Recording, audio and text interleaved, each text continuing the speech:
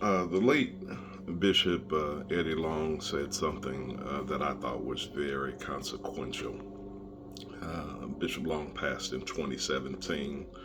Uh, can't say everything that's said about the guy afterwards uh, has been top shelf, but brilliance is brilliance, regardless of how it happened.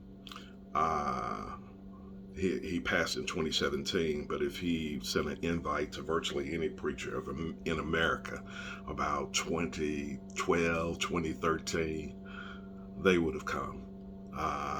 We went there once. My wife and I were in uh, visiting Atlanta, and we decided to go to his church. This is the instructions they told us on how to find his church. They said, wake up, get on I-20, and follow the cars. That was before you had Waze and all these different uh, navigation apps. And we did just that, and it took us right to the front door of the church. So this guy was packing in, thousands and thousands back in the day. But what he said is less about him. I'm just giving another story on it. He said that this is what was so substantial that he said. He said he asked a question: do you know what a prophet is? And everybody else went to all their theological renditions and getting deep and everything else. He said a prophet is the preacher from out of town. He said it's amazing that the preacher from out of town can come in and say everything that the local guy has been saying and nothing more. Yet what he says is earth shattering. And I know, Jesus even dealt with this in St. Mark, the 6th chapter, verses 4 through 6. It read, but Jesus said unto them, a prophet is not without honor, but in his own country and among his own kin and in his own house. And he could there do no mighty work, save that he laid his hands upon a few sick folks and healed them. And he marveled. Now, this is a man that knows everything before it happens, when it happens, and after it happens. Knows everything. He's immutable, omniscient, omnipresent, ubiquitous. He knows it all, and he's everywhere. Uh, uh, uh, and omnipresent. And it said he marveled because of their unbelief. It took Jesus' breath away, literally, because those who couldn't receive him, they couldn't get past that. Isn't this the carpenter's son? Look, there'll be someone that won't receive you right in your own hometown.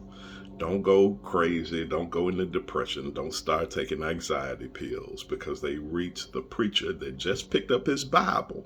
And only because he's a former rapper, they had him on national television instead of you, and you've been dedicated to God. It's just a barrier. People, I think there's a quote in many corners, not necessarily Bible, but it says familiarity. Oh, why did that ever become hard to say? Familiarity breeds contempt. I had someone once at Temple Deliverance said to me, because they knew I had an affinity for Bishop Noel Jones's preaching at the time, and a person told me in the sternest terms, I don't follow evangelists. And I had to just remind them that when your pastor's out of town, our pastor here, Bishop Patterson, he's an evangelist too. So look, sometimes they just won't receive you because that out of town preachers, ice is colder.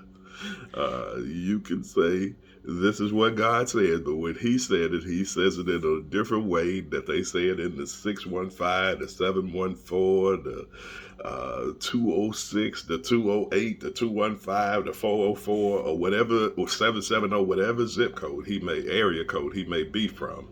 And they receive that as straight off the mouth of God. And here you are putting in work, dedicated study, devoted to what you do, and they don't receive it from you.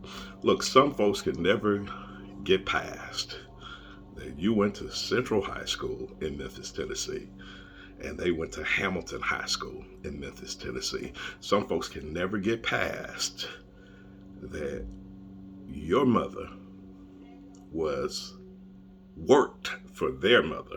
Their mother was your mother's supervisor. Some folks can get past a million things, so you can't go crazy over how you're received by the locals.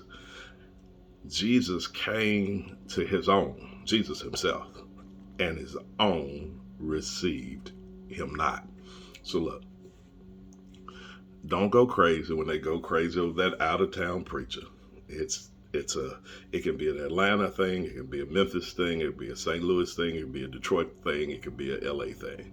If you went to Detroit, they're gonna take what you bring from Memphis and they're gonna think that it's just on another level, in another place. But Bishop Long, he may not. One thing he was right about is that he knew the power of that out of town preacher. Stop crying over them bringing the out of town preacher that just comes in and tells a nursery rhyme when you can give the folk good meat. It's just some type of infatuation that people have that they're going to down the local and they're going to be crazy about the revelation from that out of town preacher. Most of your acclaim sometimes won't be at home. You just got to do it. If it didn't happen for Jesus, most times it's not going to happen for you. So stop fretting over the out of town preacher. The out of town preacher is going to be raved over until time ends. And just know that that's not a reflection on you. It's just how the locals can't stand to receive from amongst their own. Be blessed.